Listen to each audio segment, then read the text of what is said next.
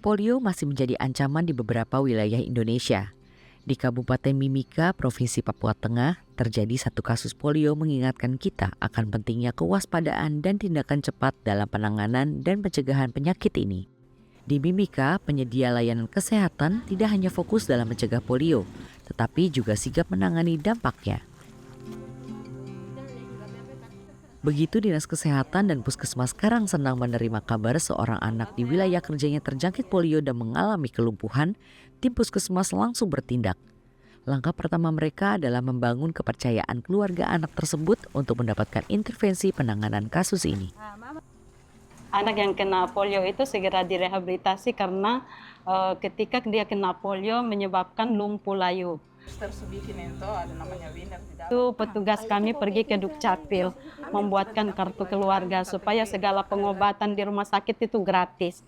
BPJS pun belum punya, jadi sekarang kita sudah uruskan. Dengan adanya dokumen kependudukan dan BPJS, keluarga anak tersebut tidak dikenakan biaya rehabilitasi dan pengobatan. Namun tantangan berikutnya ialah jarak 15 km dari rumah ke RSUD Kabupaten Mimika.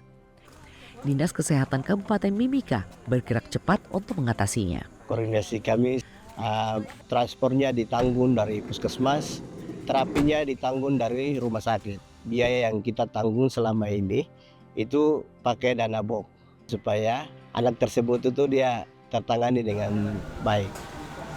Berkat koordinasi tersebut, anak yang didiagnosis polio tersebut bisa mendapatkan antarjemput dari puskesmas dan ditangani secara cepat di RSUD. Tujuan dari rehabilitasi medik ini untuk memperbaiki kelumpuhan yang terjadi tidak terlalu berat. Kita agendakan untuk rutin 3 kali seminggu, kemudian dilakukan evaluasi tiap bulan apakah terjadi peningkatan dan respon.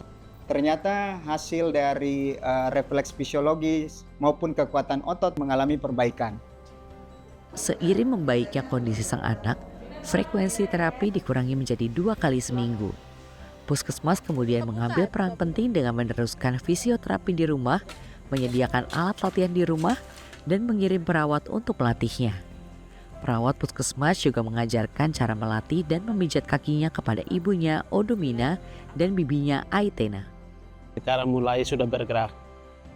Mulai bergerak, jalan sudah aktif seperti biasa. Jadi dia bisa main, dia bisa makan, dia bisa seperti semula, dan bisa seperti aktivitas seperti biasa. Terima kasih banyak dalam pelayanan ini.